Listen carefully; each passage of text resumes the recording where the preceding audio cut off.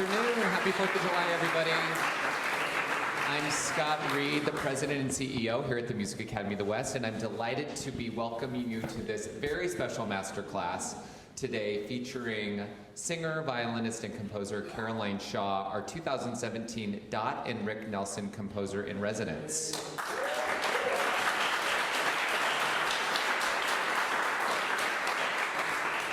Caroline is with us as part of our newly launched Commission and Premieres program here at the Music Academy. She is one of 11 composers that are visiting us this summer to share our works with our fellows and our audiences.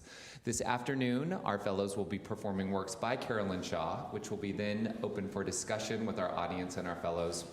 Caroline Shaw was the youngest recipient to win the Pulitzer Prize in Music in 2013 for Partita, a piece she wrote for the vocal octet she is in, Roomful of Teeth.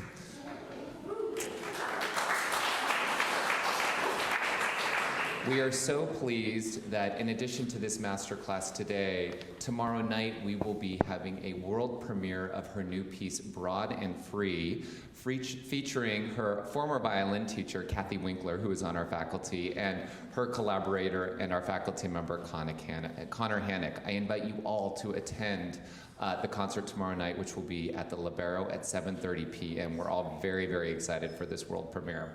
For now, though, we get to enjoy Caroline and our fellows. Please welcome to the stage composer Caroline Shaw.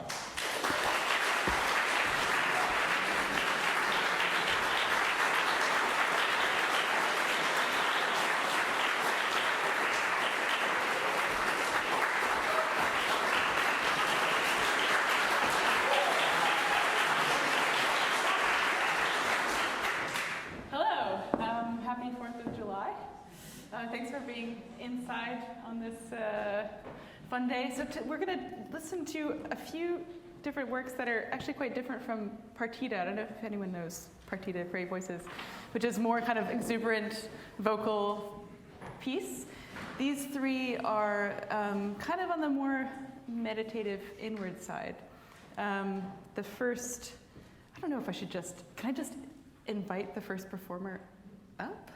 Yes, that'd be great. So please welcome Philip. Okay.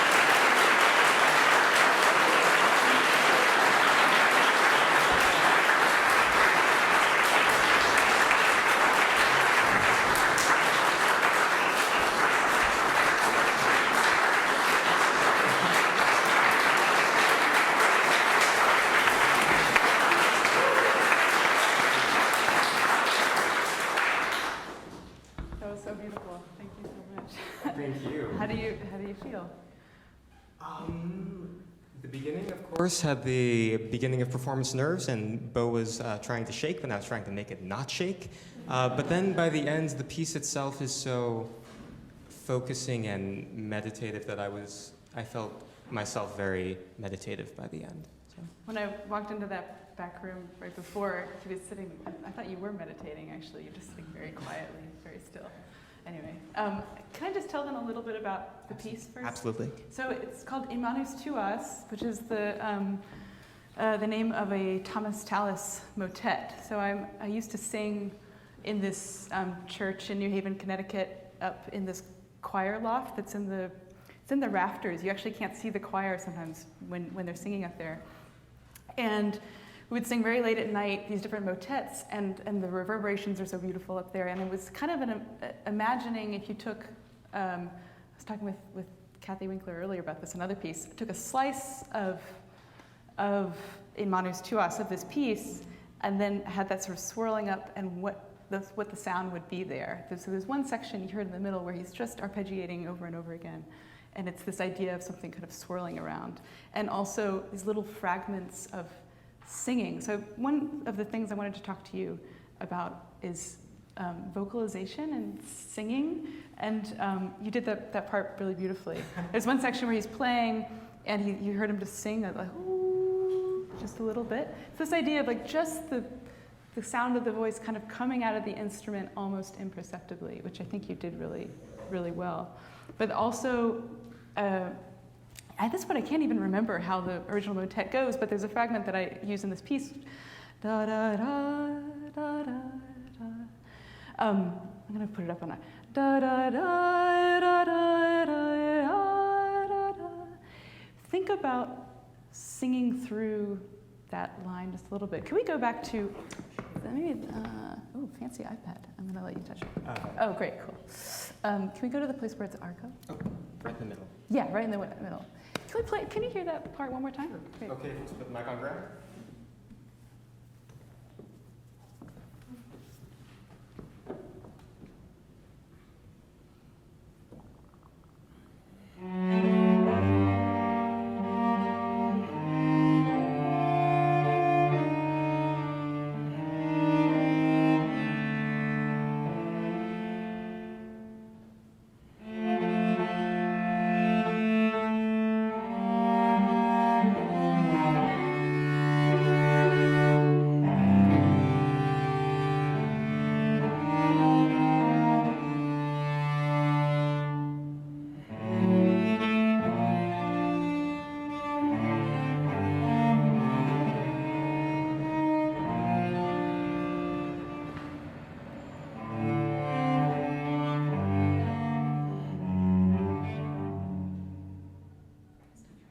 That's beautiful. Can we try that last little phrase? Da, da, da, da, da, da, da, da. Thinking of it, prioritizing the top line, like making that sing, and the breaking of the chord can be a little more gamba-like, Baroque-like. So almost there's two versions we could do where it's you really sink into the chord. Let's do one where it's you sort of toss it off and you really sing to the top line.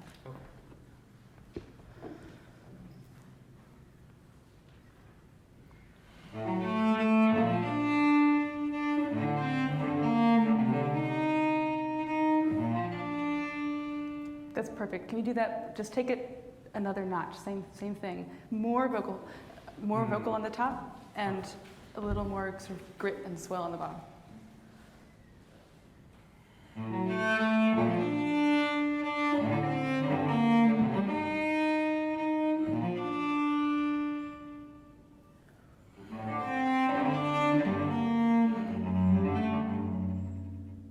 Great. One more time, and this is combining this sort of idea of singing with another thing I want to talk about, which is a sense of surprise and interruption, which I want to hear actually at the end of the piece. But even right here is a good place. That you're saying something to someone, and then you remember something. So try it again, still singing, but when you get to that, so da da da da da da da da da, ba-rum ba-rum ba-hum, ba-da-da.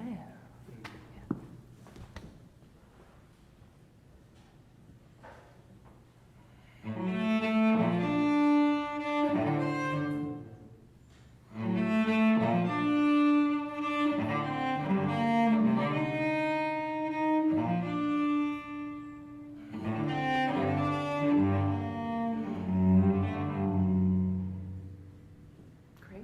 beautiful. Can we just get to the end of the piece? I want to listen to the same kind of idea of conversation that is dynamic, or telling a story that is dynamic and has a mixture of thinking slowly on something and then being very excited. So just go to the last pits. Yeah.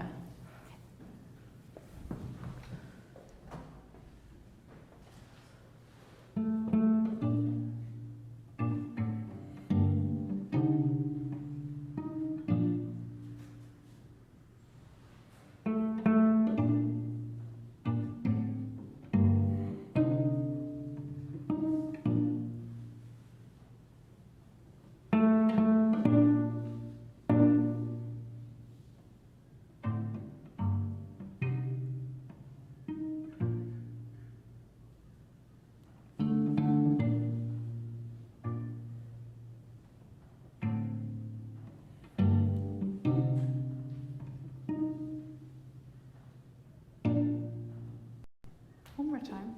Same thing. I love that. Can we again exaggerate this? And I don't know you very well, so I don't really know how you speak, actually. But you have a nice laugh. Oh. Okay. Again, this idea of sort of interruption, but take it further. I think the dynamic you can play with. It feels a little bit in the mezzo range. Oh yeah, please say something. Go ahead. I was just curious how, in terms of, since some of these notes are held very long and there's long spaces of silence, yeah. Any suggestions for how to maneuver around with that space while still keeping the line and this conversation alive?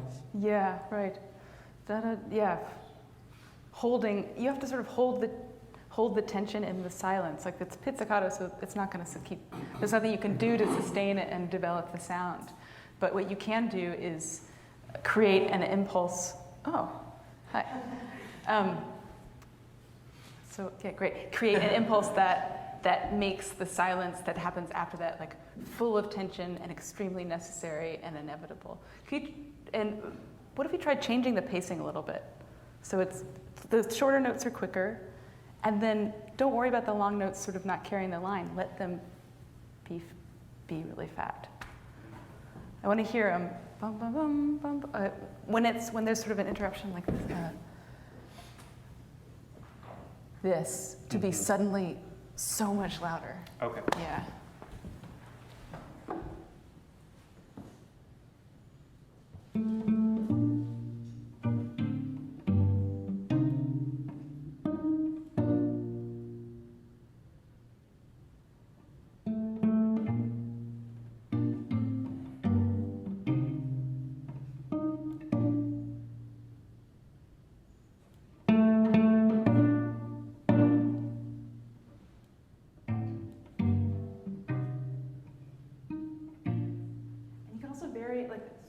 Done something like that, vary the rolling of the pizzicato, so it's like kind of soft place. Does this feel too fast to you? The overall tempo? Or? Yeah. I feel like I'm trying to push a little more than I was before to try to connect the top line, that vocal line. Yeah. I could try slowing it down, but I feel like the difficulty would then be creating continuity with that top line. But do you want me to try it a little bit slower? You do it. You do what you want. Okay. Yeah. Let's try this just one more time. Think about as much variation in it as you can get, which is the volume, it's the pacing, it's the way that you roll the chord, it's the place where you roll it. So you can get like a little grittier pizzicato down lower, just all those things. And then we'll move on to a different thing, I promise.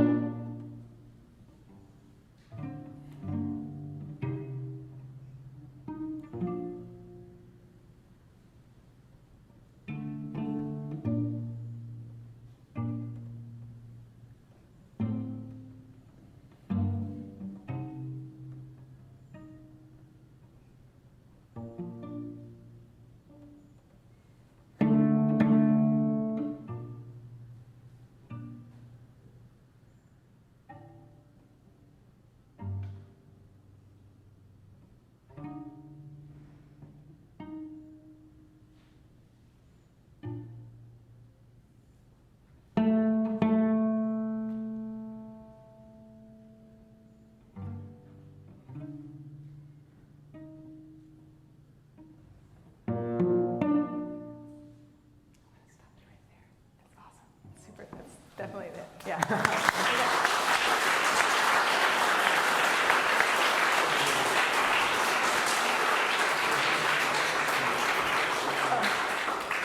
Oh, actually, I didn't want to stop him totally. I wanted to just do a different thing. Is that okay? Can I do it? I have 10 minutes, right? Is that okay? Cool. We're going to go to a different section. So the same idea of this like interruption and variation, but in a very different way. So that was a more sort of spoken quality. Then I want to skip to the middle section, the sort of endless arpeggios. Yeah. And this is really the section of, I think very visually, just imagine the sort of a single chord just kind of swirling and slowly overlapping and slowly changing.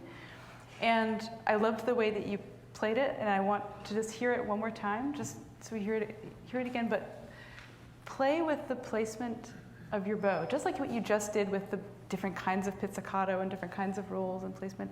Use ponicello, use soltasto, occasionally change the speed of the arpeggio, so we don't quite know where it's going.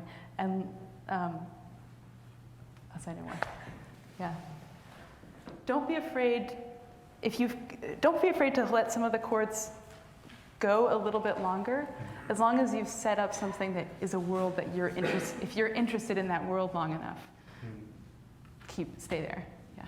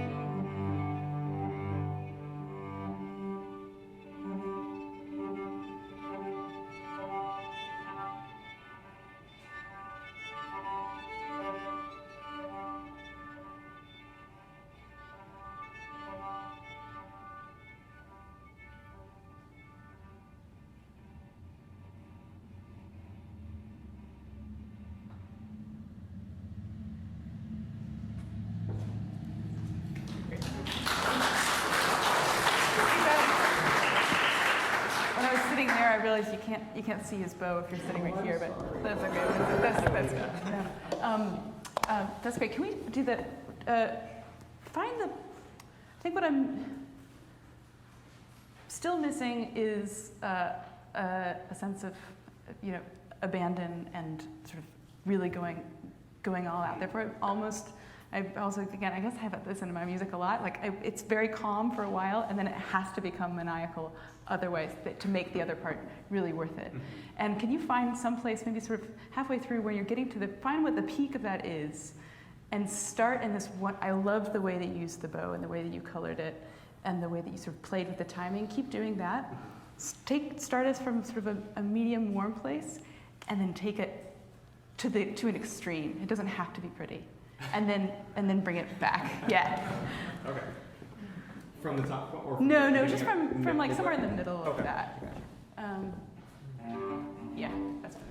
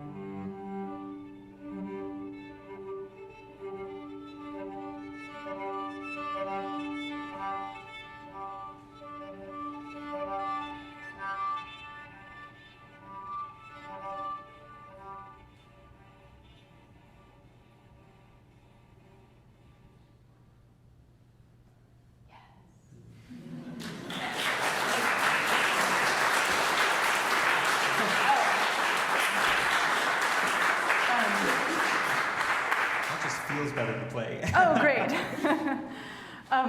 We got to close up, but I just wanted to say this: that is definitely it. And it's also I could see more of you in there.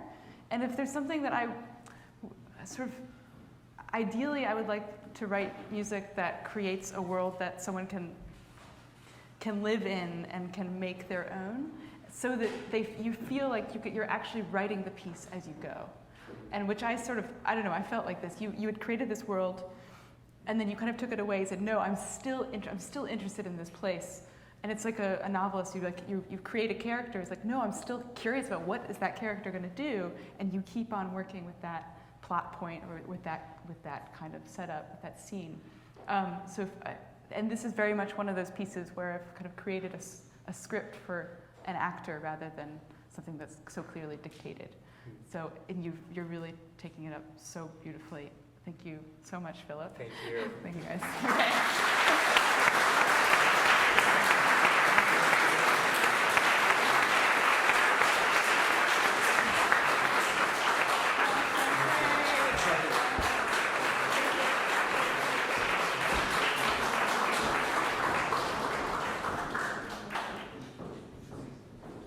I'm going to vamp now while we switch. Okay, cool, great. This is really fun. Thank you for being here. This is probably my first ever public masterclass, so I was just trying to figure this out. The next piece you're about to hear, Madeleine, is it okay if I just introduce it a little bit before you come up? Okay. It's called Gustav Le Gray, and it's solo piano. It's about 10 minutes long. Are you playing the Chopin inside of it? No. Okay, great. It was written actually as for a project that I had as a grad student at Princeton, where you have to choose a composer that maybe you admire, but your writing is really different from in some way, and write a piece that responds to that composer and challenges yourself. And so I thought, well, I'm not someone who changes harmony as much as Chopin does. Like, he has these beautiful mazurkas that are always shifting and always changing, and I wanted to try that. So I wrote a piece to surround Chopin Mazurka Opus 17, number 4.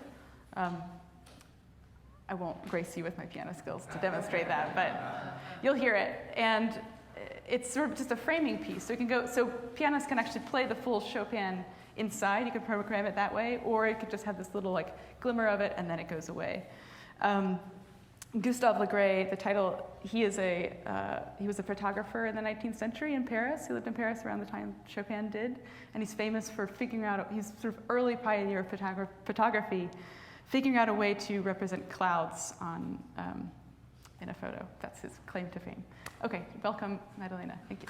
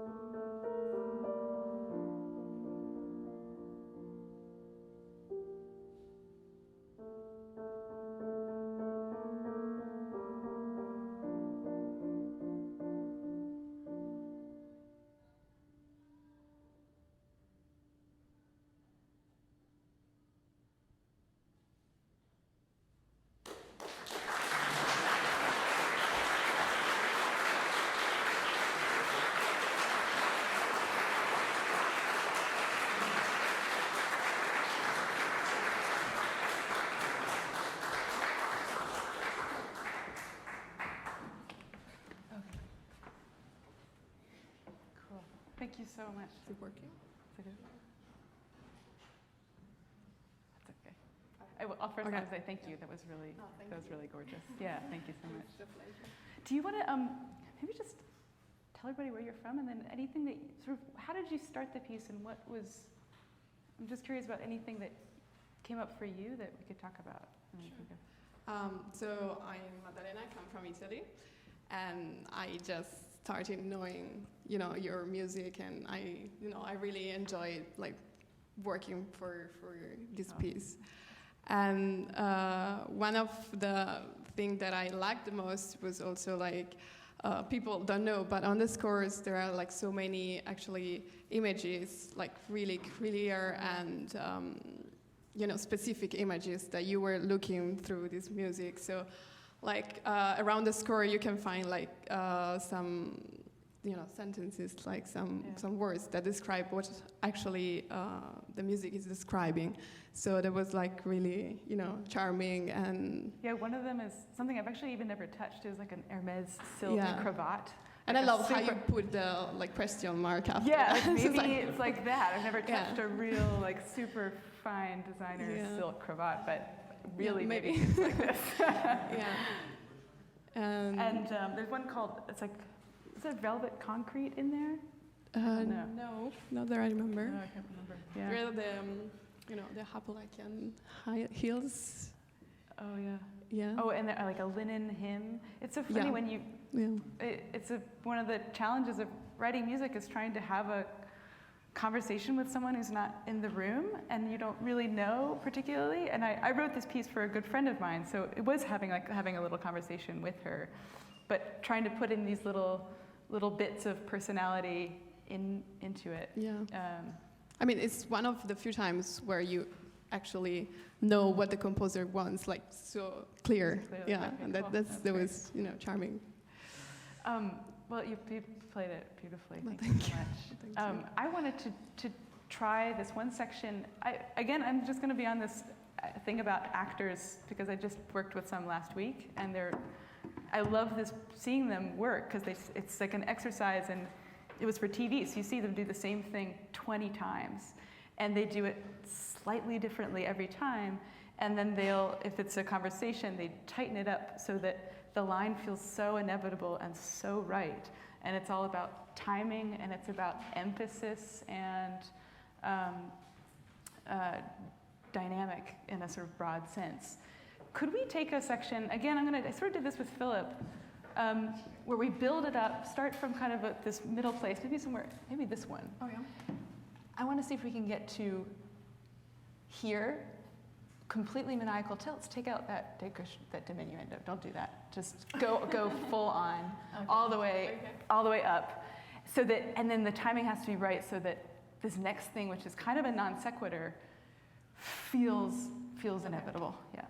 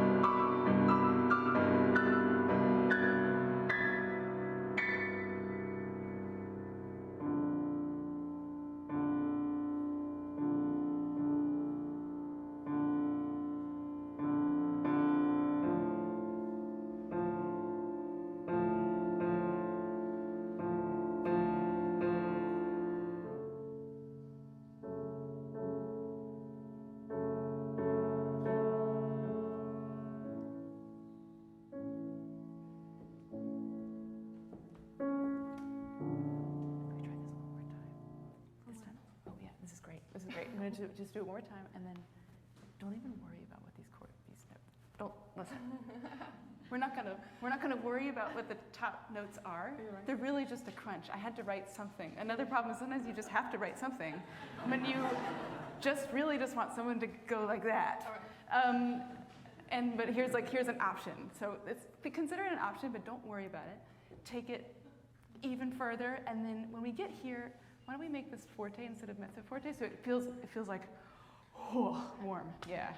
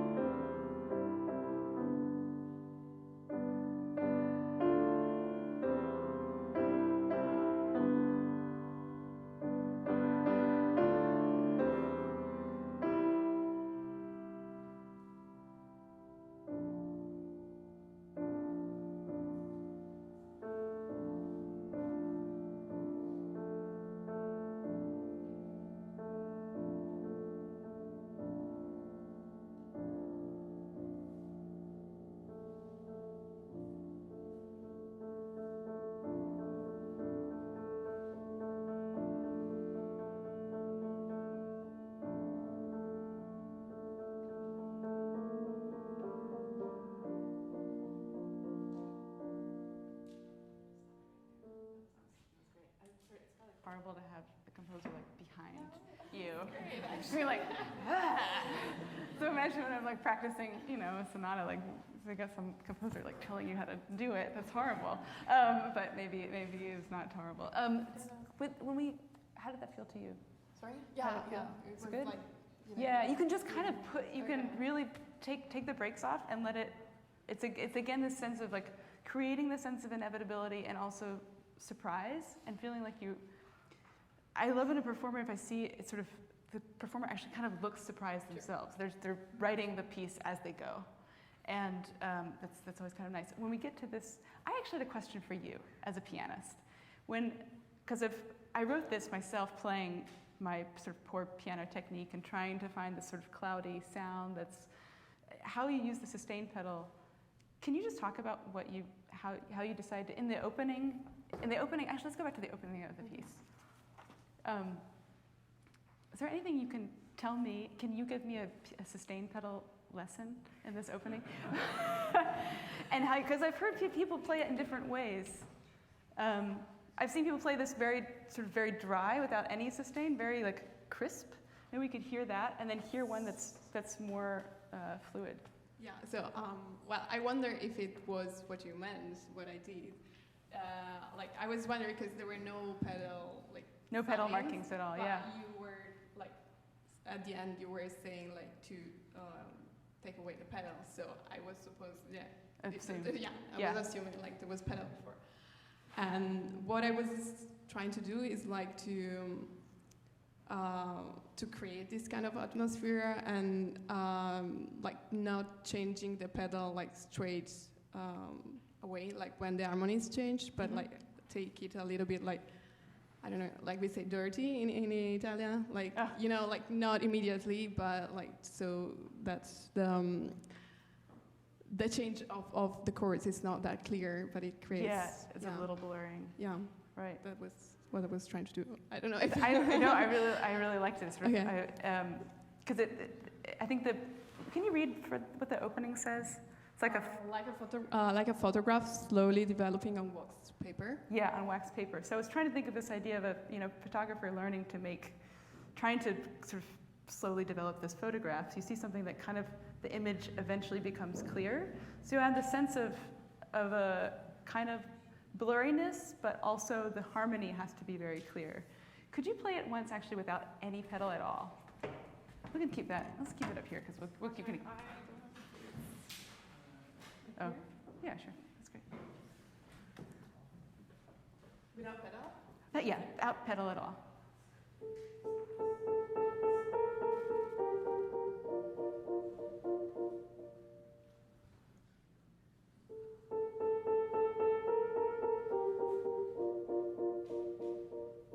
Great. Now let's add just a touch, so it still has the clarity of the harmony, but just a little softer.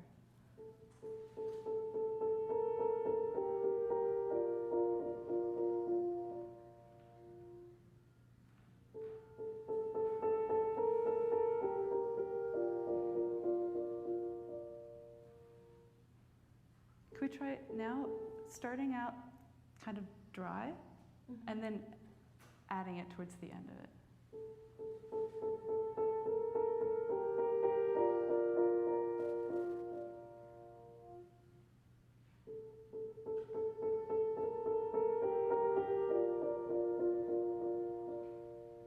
Does anybody have any opinions?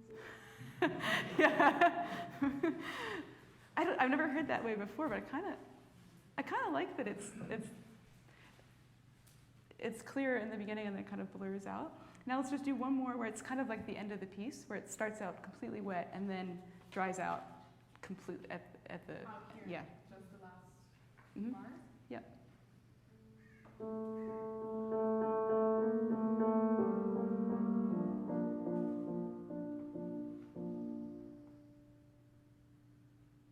Can we do it one more time? Same idea, but just hear these middle harmonies a little bit clearer.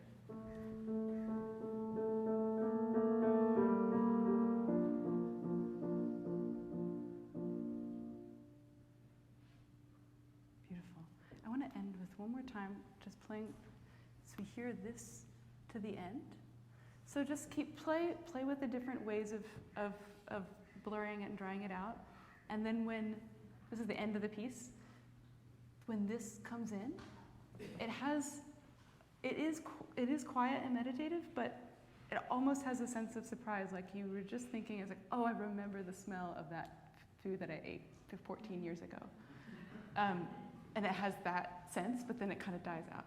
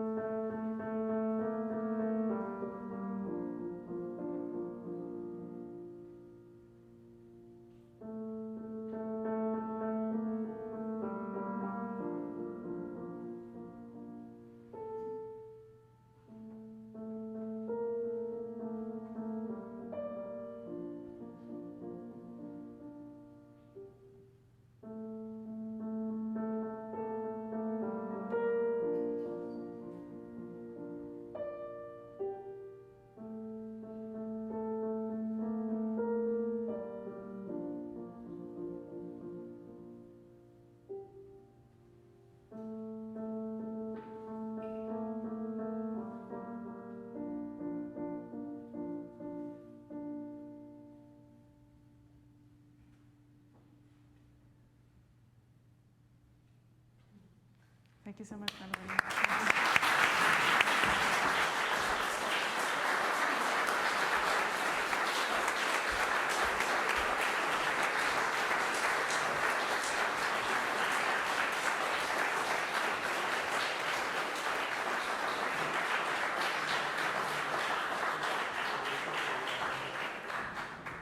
Okay, there's a big set change now, so talk amongst yourselves for just a moment. Okay.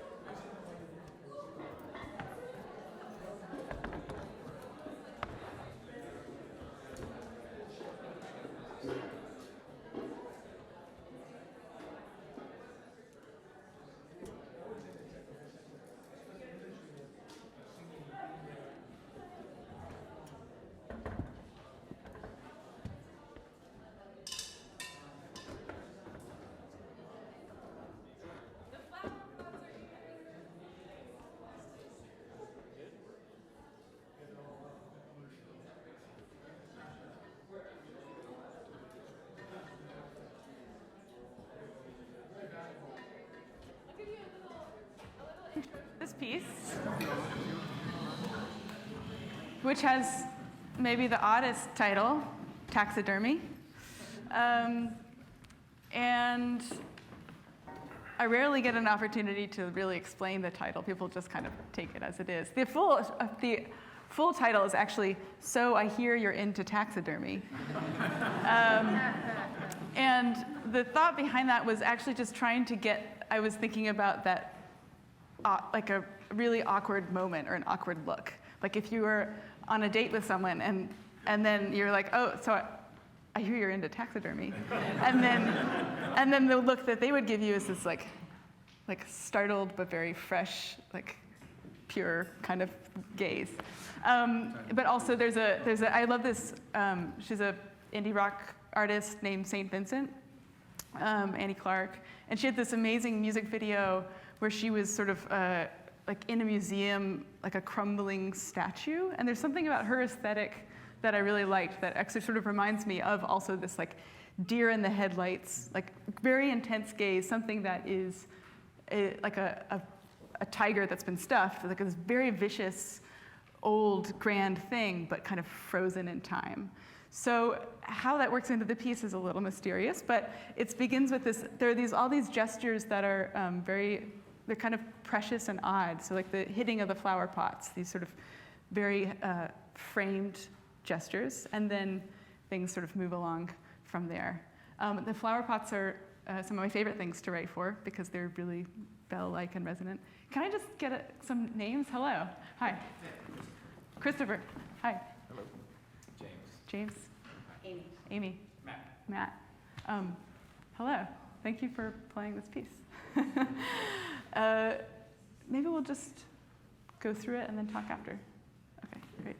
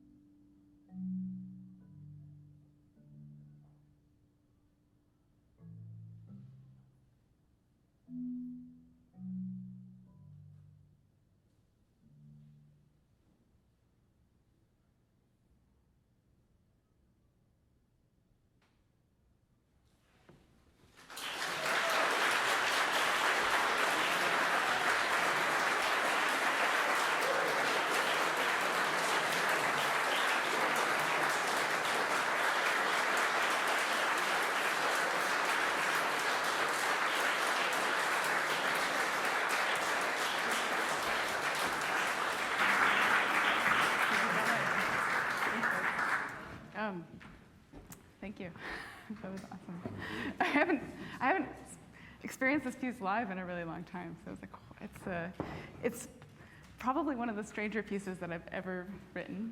I'm curious, did you work off of any recording or anything, or just the score or YouTube's? Yeah, we found the one that you did with So Percussion. With So Percussion? Yeah, cool. It's pretty great. Yeah, it's great. I love the patience that you took with everything. And I was thinking about how little information I put in the score, especially for this piece. This is a piece that I wrote for So Percussion, which is a percussion quartet based in New York, and they're friends of mine. So we were able to kind of work on some of these things in rehearsal, and they never actually made it into the score, which is kind of, it allows for a lot of freedom. I want to just preserve the patience that you have in the beginning, which I really loved, but then contrast that with something that moves ahead further. Can we try the section? It's basically right when the multiple pots start going, right when this stuff comes in. Just a little, yeah, a little quicker. That kind of feel. And that'll help the bigger chords move along just a little bit. You want to start your first entrance after the chords?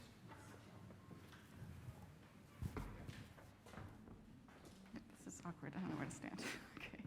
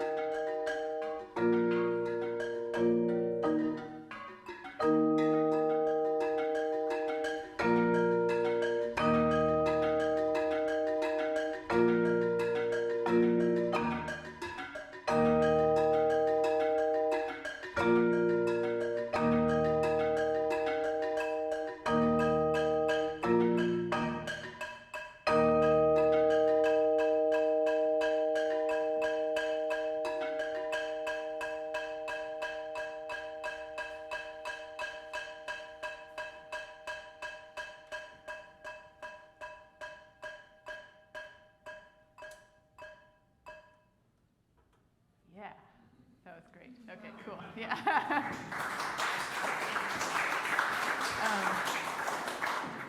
Thank you. I think that's just what that section needed a little bit. Also, thank you so much for using clay flower pots. That's what I initially wanted. So a lot of percussionists use, if you go to I also like using flower pots because you can go to your Home Depot and find the instruments that you need. Yes. I have a little question. Please, questions How do you anytime. specify the pitches? I mean, it's sort of arranged like a violin, two violas, and a cello. Yeah. But do you tell the sizes of the pots or the pitches of the pots, or No. how did you choose your pots? How did you choose your pots? Yeah, let's talk about that experience. Well, we started with the people who had the most pots. They had to have a larger range. So we kind of catered to them, but you wanted to have something that doesn't necessarily resemble a chord, I'd say, but you don't want those to be your pitches for your pots. So like, what do we have for yours? Yeah, so it's something like that, almost like a chord, almost. And then for James and I, we kind of got what was left. Yeah. What do you? It's still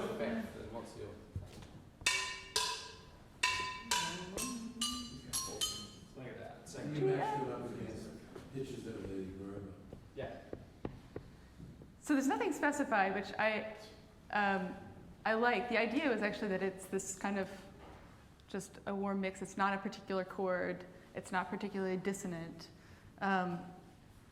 And I think that what you chose was really good because it doesn't suggest a harmony. If you start to suggest a harmony, then it either goes against what the marimba and vibraphone have in a strong way, or it works with them. And those are both sort of strong gestures that you're trying to avoid. But I also love, so there are other flower pots that are not clay, they're ceramic, they're like the more expensive ones, they're like $40, $50 range. And they have, they're beautiful colors, and they have these really particular pitches. You'll hear them, they have particular frequency, but also particular overtones that will come out, so you're trying to find something. But I actually don't like them quite as much. I really like the casual pedestrian quality of the clay pots, because they're not as like, here's my expensive classical instrument. They're more like, here's what I have in my garage. And that is really an important part of the piece. Anyway, I liked what you chose. Can we also just go, what time is it? I'm gonna start running out. Oh wait, we got time. Go to the speaking part? Okay, this is great. Yeah, by the way, just back on. The what? That was just about where we were. Yeah, okay, great, yeah.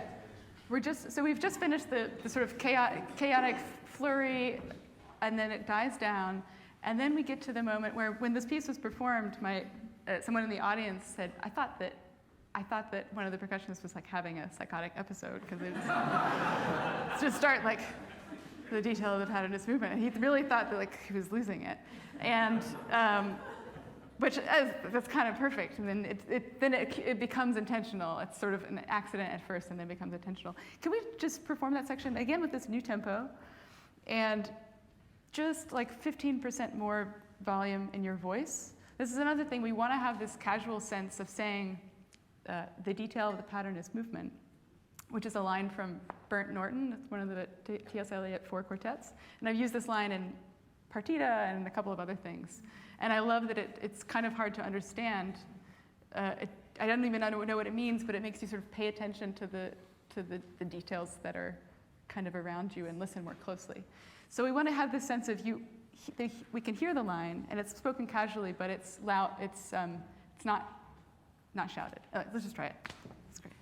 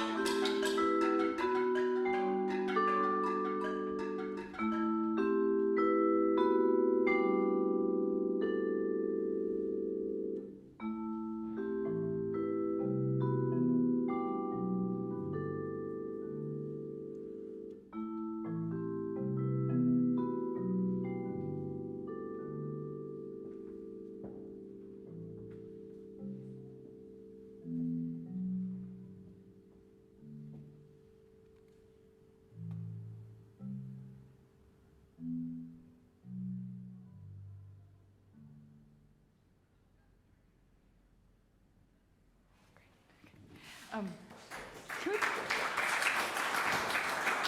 we try this one more time? This is just we're just recomposing. Actually, what do you say? I'm having trouble still sometimes hearing the voices. And it doesn't feel quite busy and chaotic enough. I have a couple. Yeah, I'm wondering if we try and just up your tempo a little bit with the speaking. So like you start to say in your normal pace, and then it just gets quicker and quicker. So we're just kind of creating this kind of very mass textured words. And if we can just drop your volume down just a hair, so we can hear that happen. And let's bring up the tempo of this little all that. Just see if we can elevate the energy and create more a denser texture. And then play the first few chords of the vibraphone, and then we can stop there. That's great.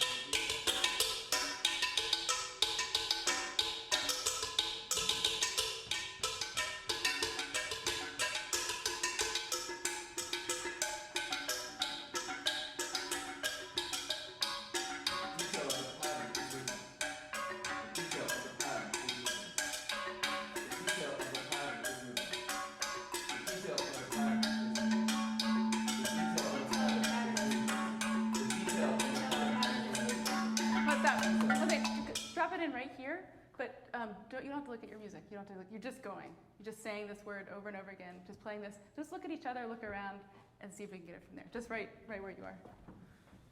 Sorry. Oh, just right in the middle of it. Just drop it in right before you start coming in with the A. I will just right when I come in with the. Yeah, right where you start. 1, 2, 3.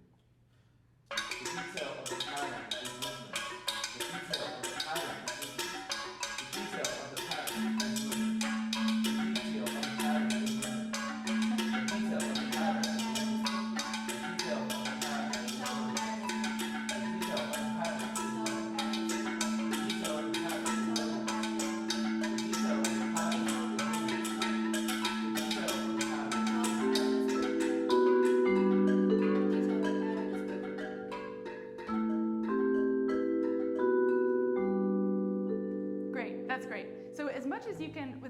Which is so oddly theatrical, be kind of just find the places where you're just jamming like a band. You know what the pattern is, and kind of go for it, and but still be yourself. I love the way that you guys speak this. It seems very you. It doesn't feel like you're trying to put on some costume of the detail of the pattern is movement. That's the wrong way to do it. What you did was really right. I love that. Do you have any particular questions? Other questions about this? I have one specific to my part. Sure. This very opening gesture, ricochet. Yeah. Yeah. What do you have in mind for that? Let's see what you did. So I imagined it was like something hitting something, bouncing really quickly and then fading away. Yeah. Just getting slower, so I did. Can we try it? Okay, oh my God, I'm not a percussionist. Actually, I can't do it. But Can you? Kind of like a bounce. Like you just sort of hit, and it has this wonderful textured way of just bouncing. Yeah. Something like that. Perfect. Yeah, because the two-handed makes it feel like now I'm doing a percussion gesture, see. and that feels like Just very kind of thrown away. Yeah, cool. Yeah. This is very technical. It's like, yeah. Okay, great. Yeah. I think we should, if there are any other questions, I can open it up for questions here from the audience.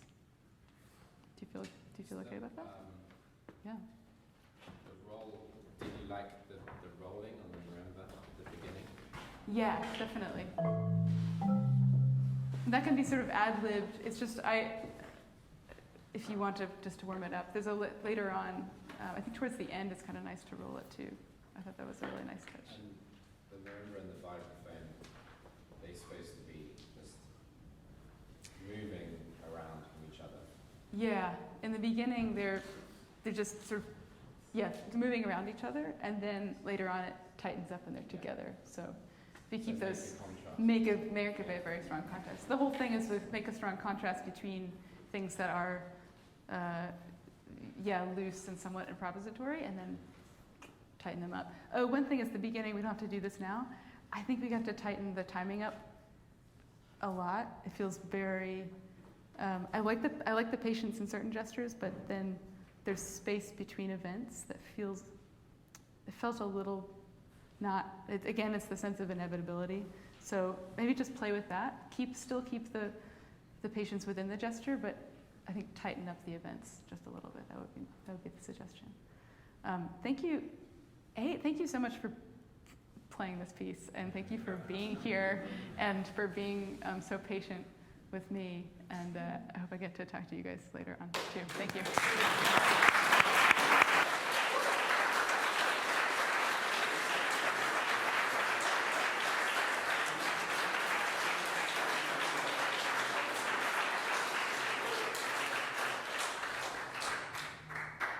Maybe can you just stay up here?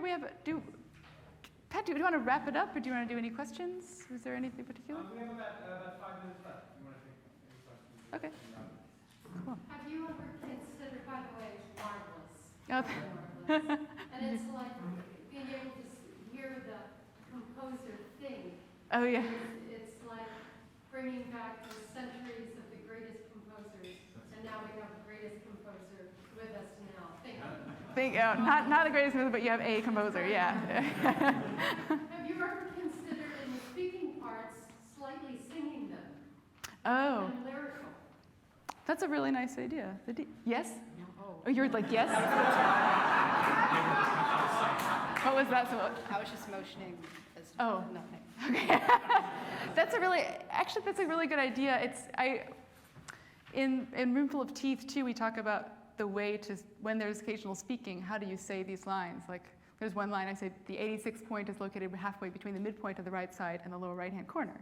So you can say that in this very didactic way, sort of middle of your voice, but sometimes I play with sort of singing it. So that's a really good.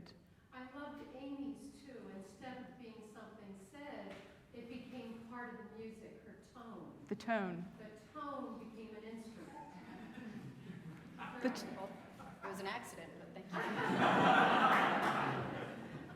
And that's cool when actually, if you sort of match the tone of your voice to the pitches of the pots. I mean, every pot has this sort of vague pitch place. So there we go. So you wouldn't want to play pots that are right around, like I'm speaking around a G, G, A, B, A, B, F. That is where I like to speak. And if you have sort of pots that are in that range, I think it's the ideal mix. Yeah.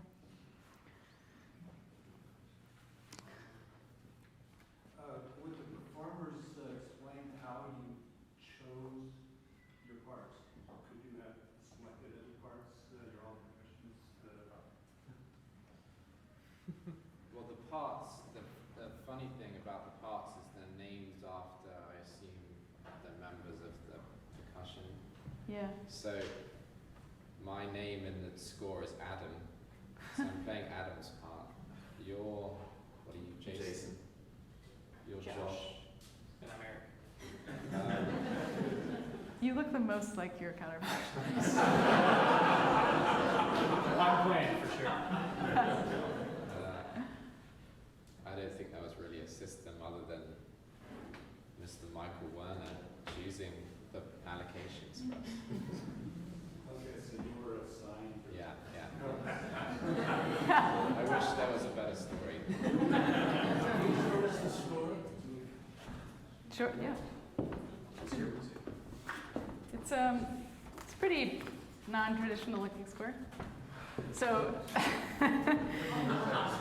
doesn't look like a score. I promise the other one had notes in it, but this is, I'm sorry? That's just his part, or is that? No, This is a score, yeah. Yeah, this is a whole score. So this is a mixture of,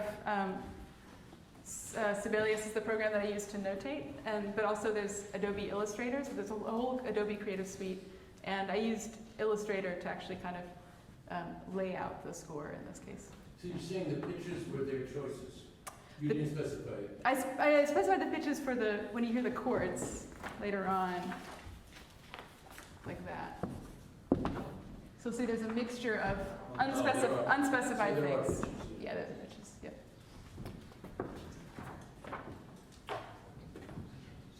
I wanted to make note. I'm sure we all appreciated when we were reading this. You notate in the part.